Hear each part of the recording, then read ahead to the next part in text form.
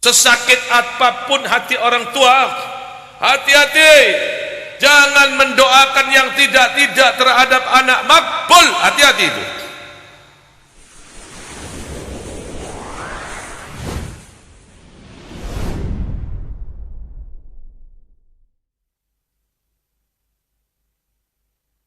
Assalamualaikum warahmatullahi wabarakatuh.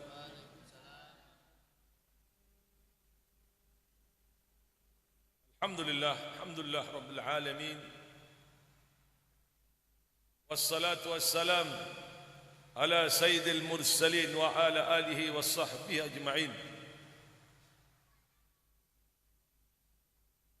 Allahumma inna nas'aluka binuril fahmi wa akhrijna minadh dhulumatil wahmi. Waftah abwaab rahmatik wanshur alaina hikmatak ya arhamar rahimin. اللهم إنا نسألك فهم النبيين وحفظ المرسلين وإلهام الملائكة المقربين. اللهم أغننا بالعلم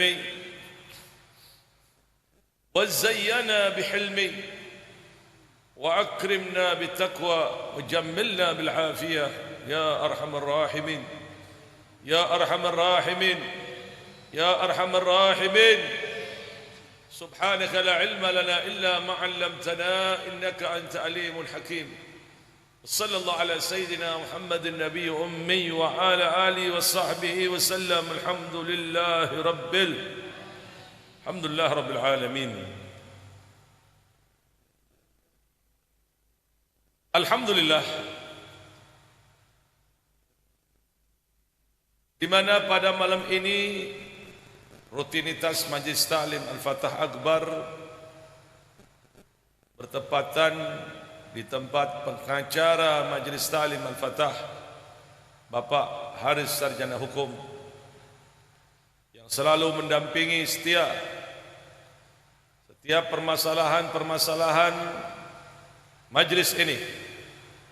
Kita doakan beliau mudah-mudahan diberikan panjang umur oleh Allah, sehat wal afiyah, dibukakan barakah dari langit dan dibukakan barakah dari bumi oleh Allah Ta'ala, dan keluarga besarnya dijadikan keluarga besar yang sakinah, mawaddah, warahmah.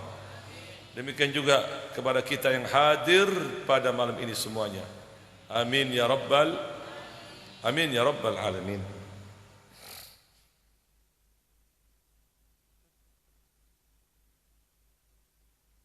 Pada malam ini Majlis Ta'lim Al-Fatah Akbar bertepatan di tempat beliau di desa Darul Ghawa, sekaligus akikah putri tercinta beliau yang bernama Aqilah binti Haris. Di mana ada fenomena yang sangat luar biasa terjadi terhadap putri Bapak Haris yang satu ini. Ahli medis semuanya menyatakan 1 minggu lagi anak ini akan keluar. Subhanallah,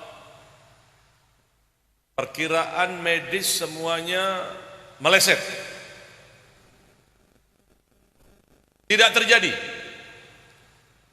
Sementara Bapak Haris sudah bercita-cita ingin mengakikahi anaknya dalam Majlis Ta'lim Akbar. Subhanallah. Pada saat beliau datang ke Tanggol, karena rutinitas beliau sangat mencintai Habib Saleh Tanggol. Pada waktu saya memimpin ziarah dan saya bertawassul kepada Habib Saleh supaya putri ini cepat-cepat keluar ke alam dunia ini, malam bertawassul, pagi sudah keluar ke alam dunia ini. Ini sangat luar biasa. Malam bertawassul, pagi anak ini sudah berada di dunia ini. Begitu Pak Haris. Luar biasa senangnya beliau, Masya Allah. Mudah-mudahan keluarga besarnya dijadikan keluarga besar yang sakinah mawaddah warahmah. Demikian juga semuanya yang hadir, mudah-mudahan kabul hajatnya. Disampaikan Mekah, Madinah, Haji Baitul Haram, umrah. Yang berdagang dilariskan dagangannya oleh Allah. Yang sakit diberi kesembuhan oleh Allah. Dan mudah-mudahan keluarganya semuanya diberikan berkah oleh Allah Ta'ala. Dan mudah-mudahan pula cita-cita kita yang berkumpul di dunia ini kelak dikumpulkan di surganya Allah bersama dengan Nabi Muhammad SAW, para keluarga dan sahabat-sahabatnya. Amin ya Rabbal, amin ya Rabbal, serta para wali awliya min awliyaillah. Amin ya Rabbal. Pada malam ini saya akan membuka tabir dari hikmah akikah. Apa sih makna akikah ini? Begitu banyak tafsiran para ulama yang mengartikan makna akikah menurut lugatan dalam segi bahasa.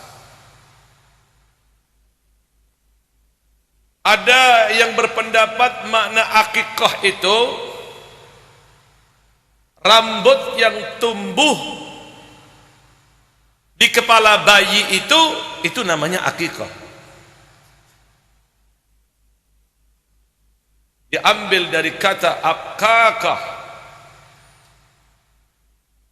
Ada yang meriwayatkan diambil dari kata akakah ini karena sifatnya membelah. Maknanya daging kambing yang dipersembahkan untuk akikah ini dibelah-belah, togel, potong-potong. Ada pula yang menerangkan makna akikah itu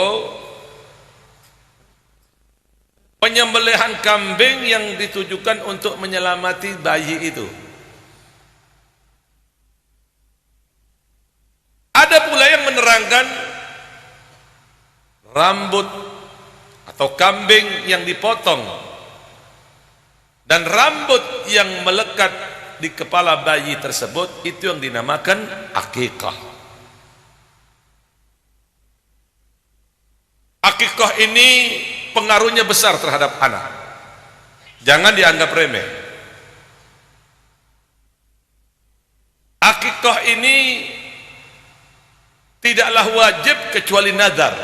Walaupun sebagian ulama-ulama mengatakan ada yang wajib, tapi madhab Imam Syafi'i menerangkan bahwa akikah ini hukumnya sunnah, tidak wajib kecuali nazar.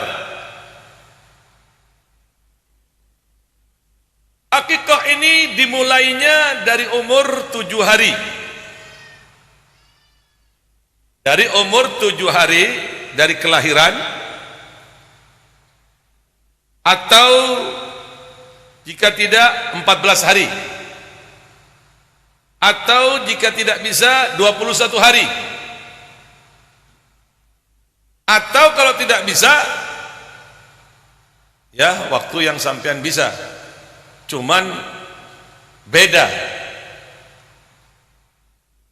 bagaimana?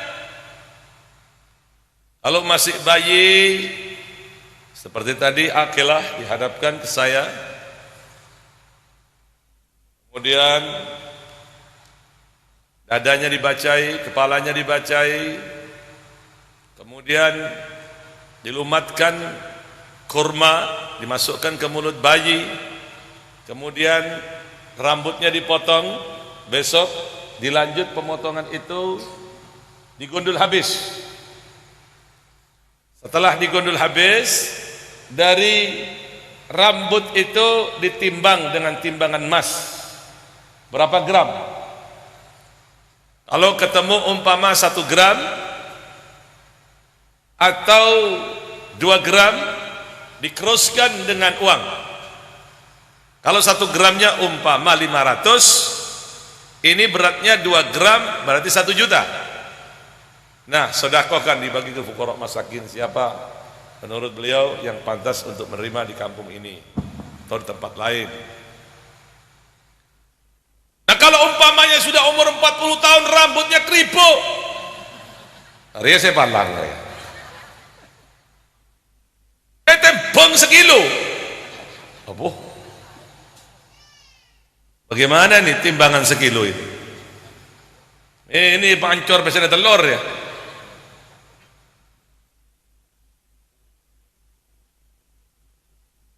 Jadi dilakukan pada umur 7 tahun itu bagus, atau 7 hari bagus, atau lebih dari 7 hari, atau kalau enggak 14 hari, atau kalau tidak sampai 21 hari. Kemudian akikah ini ada syaratnya, tidak sah akikah dengan PT. Tidak sah akikah dengan kok tongkol, kok cakalan. Tidak sah akikah ini dengan mempersembahkan yang tidak dianjurkan oleh Nabi. Oh, ini dijelaskan, harus dijelaskan. Saya pernah di pengajian itu, setiap pengajian akikah tuan rumah. Sebentar anaknya, sebentar tetonggonya, sebentar ini. Yang disodorkan, maaf, bukan mau menghina, cuman lontong sama ikan. Loh, ini kok akikah ya apa ini? Bukan kita mau memikirkan dagingnya, enggak. Akikah itu harus pakai kambing, kalau mampu kambing. Apa yang bedus setipi, jenis bedus soreng saya kalah. Kalau perempuan 1 kambing, kalau perempuan 1 kambing, kalau laki-laki 2. Sebagaimana sabda Rasulullah sallallahu alaihi wasallam, lil gulami aqiqatani wal jariyati aqiqatun. Untuk anak laki-laki ini diakikahi dengan 2 kambing, afdalnya bertanduk. Umur setahun, bisa setahun ke atas.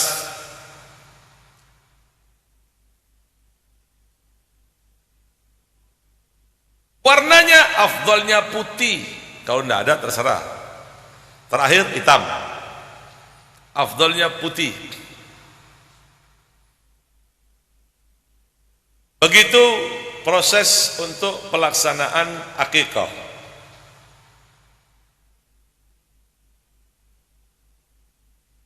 Dan afdalnya penyembelihan itu dimulai yaum sabi', hari ke-7 dari kelahirannya. Kemudian dipotong rambutnya dan dicukur habis kepalanya. Rambutnya dicukur habis, kemudian dikasih nama. Namanya sudah disediakan.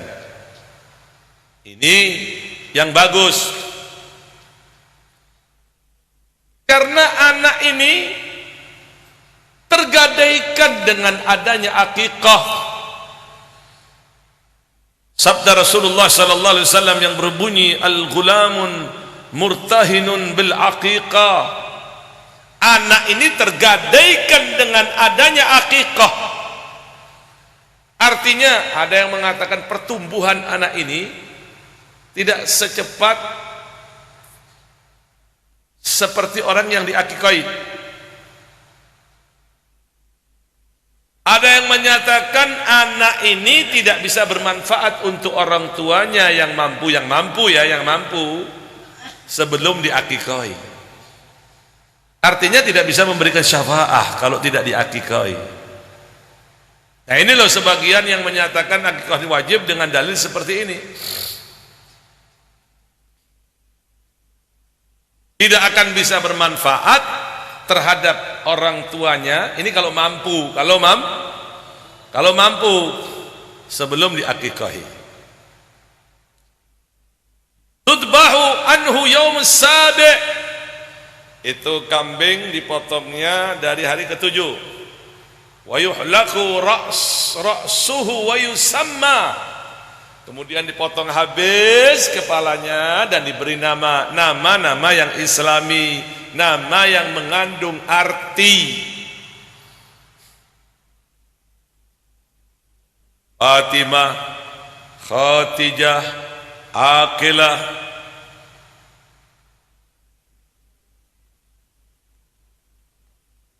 Ada artinya. Aqilah itu apa sih Habib maknanya? Seorang wanita yang cerdas, pandai, bijak. Zainab, Ruqayyah, nama-nama yang islami. Nama-nama yang islami ini, nama ini berpengaruh terhadap pertumbuhan perilaku anak. Ini nama tidak dengan nama islami, nama-nama kuno. Siapa namanya? Keplak Sukawit. Wah, ini koncone Gajah Mada ini. Kasih nama yang bagus, pengaruh terhadap anak itu. Makanya kalau sampean bikin anak, nama itu sudah disediakan. Oh, nanti kalau perempuan namanya ini, kalau laki ini. Kalau sampean bingung, mbaknya minta nama ini orang tua perempuannya minta ini, bapaknya minta ini, datang ke orang alim. Ayo ya ini mohon barokah. Apa yang diucapkan oleh orang alim ini? Oh, kasih nama anak sampean itu Abdurrahman, kasih nama Fatimah, ya diterima. Sebagian orang tua ngasih nama bingungin. Apa itu? Namanya hasad. Bingung kan? Hasad. Hasad bukan hasud, hasad. Setelah dikoreksi ditanya, apa ini mana hasad? Hasil cinta berdua. Wah. Iya tuh Pak Longor nih. Nama-nama yang islami, nama yang indah, nama yang mengandung keberkahan tersendiri. Cari nama-nama islami, begitu. Sehingga pertumbuhan anak itu nanti gampang melaksanakan amalan kebaikan. Jadi pengaruh nama itu besar. Lihat bagaimanakah sahabat-sahabat yang masuk ke dalam Islam banyak diganti namanya oleh Nabi. Jadi nama itu berpengaruh. Nama itu berpengaruh. Jangan sampai nama itu dianggap remeh. Jadi selain dikasih nama yang bagus, anak tersebut dididik dengan didikan yang baik. Hati-hati di era ini, di rezim ini sudah tidak karu-karuan undang-undang yang dibuat di dalamnya. Kalau dulu kita menjaga anak perempuan lebih ketat lagi, kalau sekarang laki dan perempuan lebih ketat lagi. LGBT sudah disahkan, innalillahi wa inna ilaihi. Makanya tidak ada cara lain untuk mengubah ini. Ganti presiden, ganti presiden, ganti presidennya. Baru semuanya beres.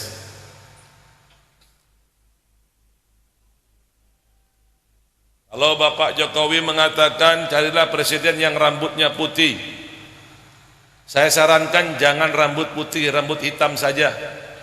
Kenapa? Mak Lampir itu rambutnya putih. Yang saya takutkan nanti pengikutnya Mak Lampir nanti yang akan meneruskan.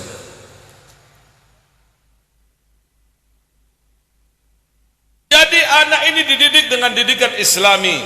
Pertama, anak ini belajar terhadap kedua orang tuanya. Terutama ibu harus sabar memberikan didikan terhadap anak, memberikan bimbingan. Kalau umpamanya ibunya belum bisa, memberikan yang terbaik terhadap anaknya, bapak harus mengambil tindakan sebagai pemimpin, guru utama di dalam rumah tangga, harus dapat membimbing anak-anaknya dengan baik. Pendidikannya harus dilihat. Kalau bapaknya seorang guru, berikan masukan, berikan didikan yang baik, berikan arahan yang baik, sehingga anak ini cantiknya menjadi anak yang berkualitas dan bermartabat nantinya. Orang tua tidak cukup memberi nama yang baik, mendidik yang baik, harus pula memperhatikan dengan siapa anak sampean itu bergaul. Karena penyakit pertama yang menular terhadap anak ini adalah teman. Bahkan kadang-kadang pengaruh teman itu lebih dahsyat daripada pengaruh orang tua. Berapa banyak mereka yang sudah dicuci otaknya oleh temannya, sehingga omongan-omongan orang tua itu sudah tidak masuk lagi kepada dirinya. 70% teman sudah memblokirnya, 30% orang tua sudah tidak mampan lagi masuk ke dalam jaringan otaknya. Ini akibat keterlambatan orang tua mengambil tindakan terhadap anak. Harus anak ini dididik pergaulannya dengan pergaulan yang baik, dengan cara yang baik, karena anak ini nanti kemana arah anak ini tergantung dari orang tuanya. Begitu anak sampean ini dilihat sudah sanggup, pondokkan. Kalau sampean sudah tidak sanggup memberikan masukan ilmu karena keterbatasan pengetahuan sampean, pondokkan. Dipondokkan.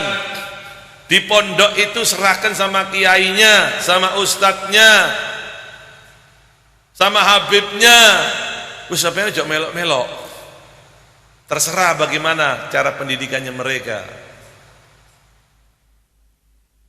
Karena sebagian orang-orang soleh ini selain memberikan bimbingan dengan ilmu, mereka juga mendoakan terhadap para murid yang belajar kepadanya.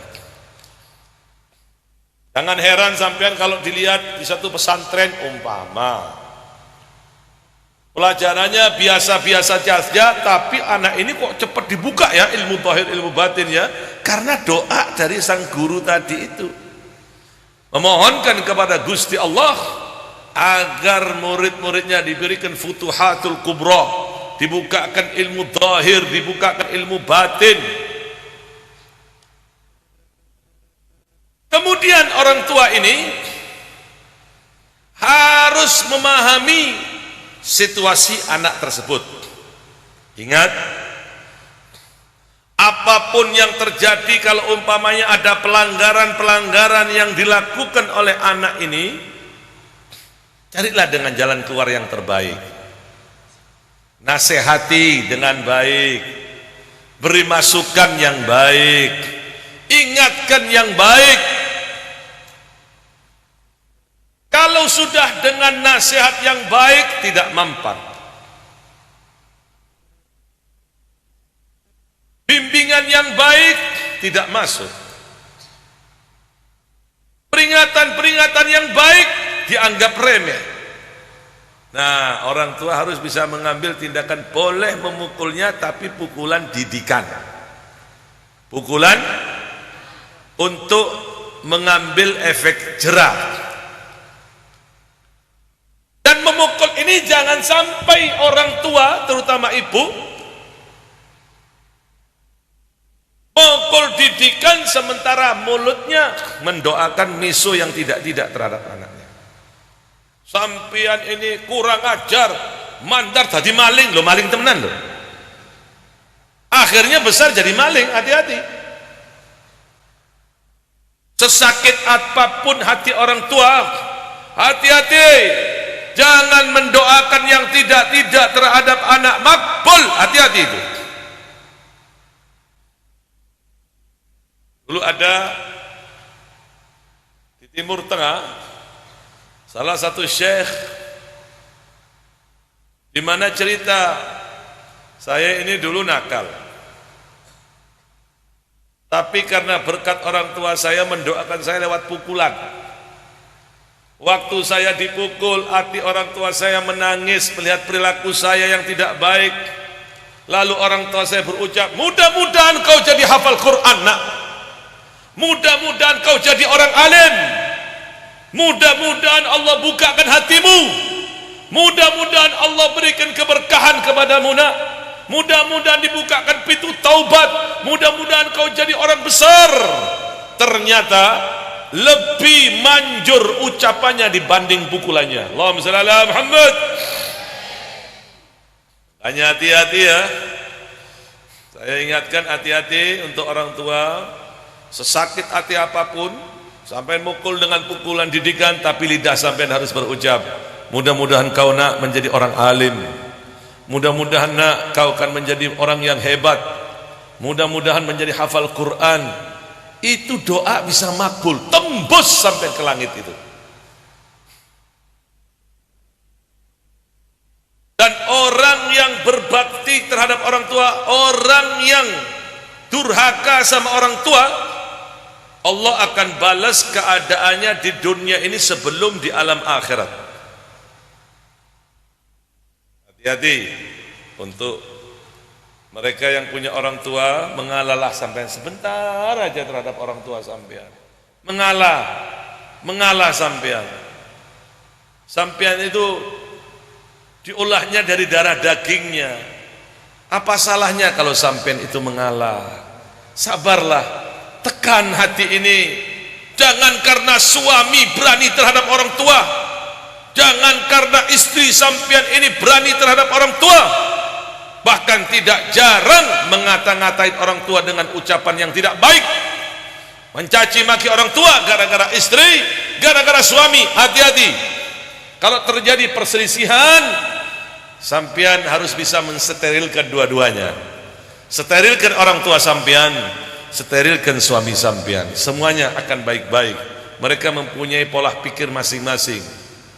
Jadikanlah penengah sampean dengan jalan yang baik. Baru-baru ini terjadi di daerah mana? Jawa Tengah atau di mana itu? Anak yang durhaka. Ini kejadian baru loh ini. Ini kejadian baru, belum sampai setahun. Di mana anak ini durhaka terhadap orang tuanya. Sombong terhadap orang tuanya. Begitu melihat itu, orang tuanya sempat dipukul sama anaknya. Anak mukul orang tua. Pada saat itu orang tuanya meninggal dunia. Begitu meninggal dunia, anak ini langsung spontanitas tubuhnya berubah menjadi kuda. Kaki mulai dari itu seperti kuda, kakinya berubah jadi kuda. Ini ada. Dokumentasi itu saya punya. Kaki itu berubah menjadi kuda. Ini anak laki-laki. Naudzubillah min dzalik. Kemudian berubah, biasanya makan nasi, nggak mau makan nasi, makan kembang, rumput. 2 hari kemudian, 3 hari kemudian, 4 hari kemudian, 5 hari kemudian, seminggu kemudian, rambutnya berubah, wajahnya berubah seperti kuda. Hati-hati, orang tua sehebat apapun sampean, kasihan anak sampean, angkat doa. Kalau sampean lihat anak sampean itu durhaka sama sampean, doakan supaya anak itu menjadi sadar, supaya anak itu kembali ke jalan Allah, supaya anak itu diberikan hidayah oleh Allah, supaya anak itu diberikan petunjuk oleh Allah, supaya anak itu dibukakan pintu rahmat wal barakat, supaya anak itu dibukakan pintu taubat. Mohon kepada Allah. Doa orang tua itu lebih manjur dibanding doanya para wali Allah. Ingat itu.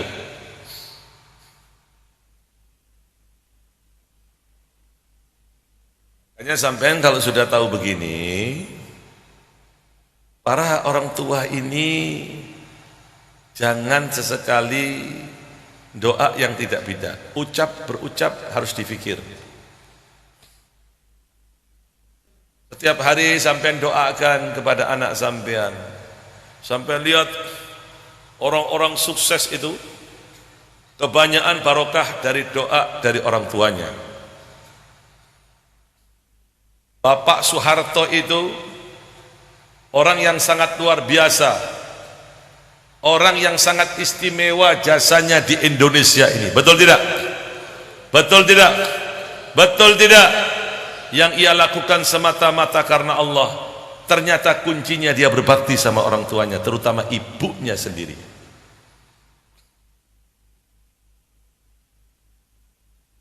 Memperjuangkan Indonesia ini menjadi baldatun wa tayyibatun wa rabbun ghafur. Dari kedaulatan bangsa yang dahulunya mengalami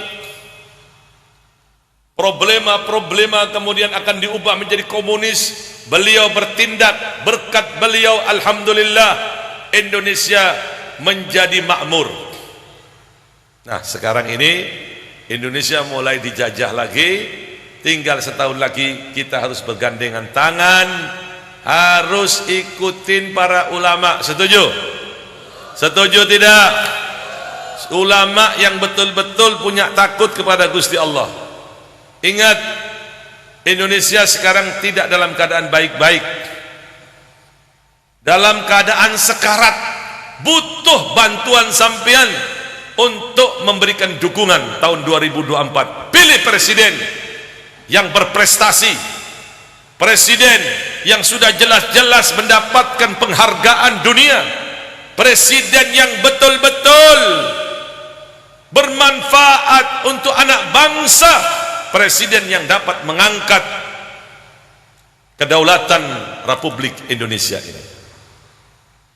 Makanya nanti kita bersama-sama untuk menyuarakan ini. Ingat, para kiai, para ustadz, para habaib, jangan buta politik kalian.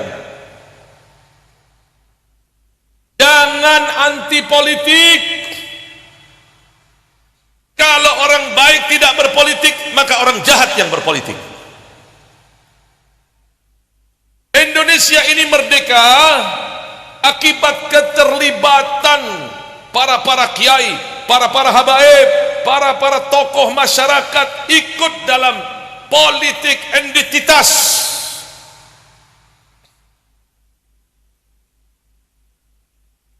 Ini sekarang politik identitas ini dihantami terus. Maksudnya dia akan menghantam orang Islam. Orang Islam terus dihantam terus.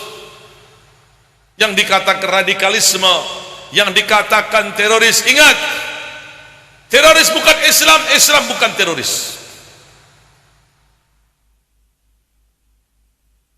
Jadi kita harus sadar, kita harus bersama-sama memperjuangkan bumi pertiwi ini agar jangan sampai musuh-musuh dalam selimut itu menguasai bumi pertiwi ini. Mereka tahu kelemahan bangsa Indonesia, penduduk Indonesia hanya satu, uang. Jangan tukar negara sampean hanya dengan beras.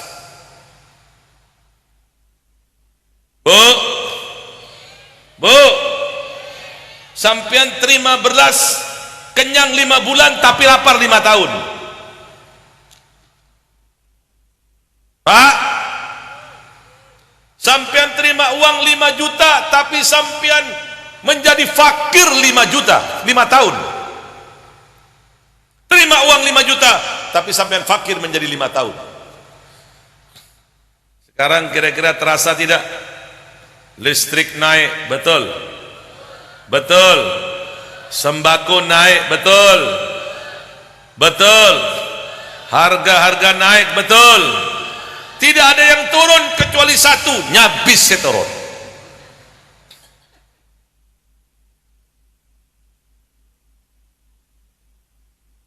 Gimana, betul Habib?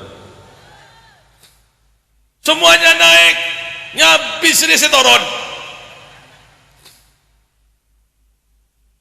Makanya pemimpin itu yang baik jangan dibiarkan berjalan seorang diri. Kalau orang baik tidak didukung, orang jahat yang akan memimpin.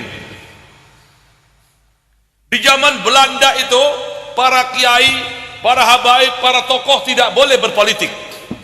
Politik tangkap. Makanya Belanda itu bisa menguasai 300 tahun lebih. 300 tahun lebih. Padahal kalau kita hitung Belanda itu cuma 6.000 aja. Penduduk Indonesianya lebih dari berpuluh-puluh juta. Karena apa? Karena buta politik, dibutakan politik. Sekarang jangan buta politik. Para kiai, para habaib, para tokoh masyarakat, bangkit kalian. Politik syar'i itu tidak dilarang dalam agama. Politik syar'i itu dianjurkan dalam agama. Ingat, politik itu tidak mengenal halal dan haram. Ingat itu. Tidak mengenal halal dan haram. Apa sampean tidak tahu mau jadi ini, mau jadi itu, datang ke kiai, datang ke dukun? Betul? Ada tidak? Ada tidak? Datang ke kiai juga, datang ke dukun juga. Tidak pandang halal haram masuk. Tapi begitu ada syar'i, politik syar'i, politik yang dibimbing dengan agama, maka politik akan menjadi santun. Politik akan menjadi baik. Politik akan mengantarkan sampian kepada baldatun wa tayyibatun wa rabbun ghafur. Jangan buta politik, bangkit. Oh Habib jangan politik. Kenapa? Sudah tenang aja. Yang politik kami, kiai, jangan sampean berpolitik. Urusi pesantren, urusi madrasah, urusin itu musalla, urusin itu majlis ta'lim. Yang politik biar kami.